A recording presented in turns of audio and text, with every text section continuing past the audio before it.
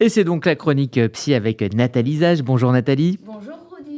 On va parler avec vous aujourd'hui de ce qui s'est passé pour les juifs malades mentaux pendant la Shoah.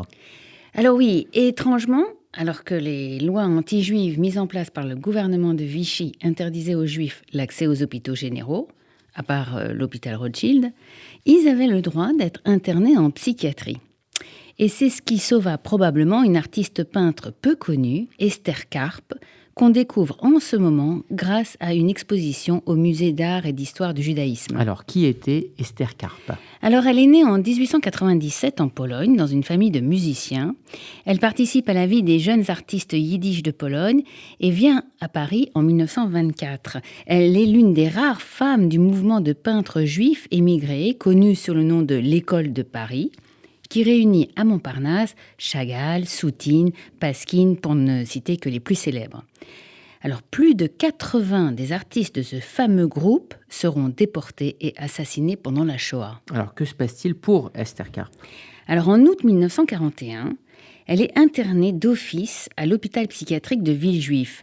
Alors, internée d'office, Rodi, ça veut dire qu'elle n'est pas allée à l'hôpital de son plein gré, mais contrainte, au vu de son état attesté par la préfecture de police et un psychiatre assermenté.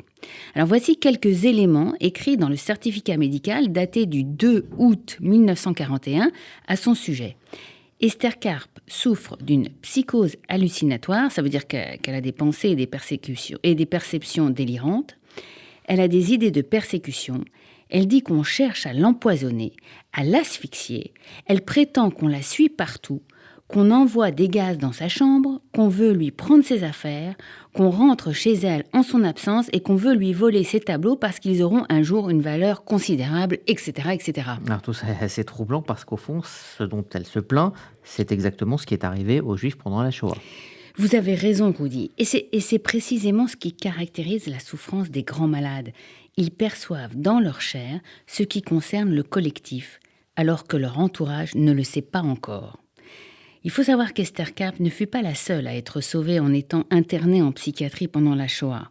Quelques autres eurent cette chance, soit parce qu'ils étaient malades comme elle, soit grâce à des psychiatres complaisants qui établirent de faux certificats.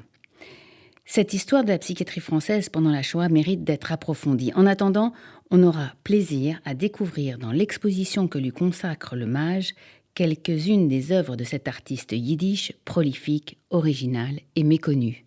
Merci Nathalie.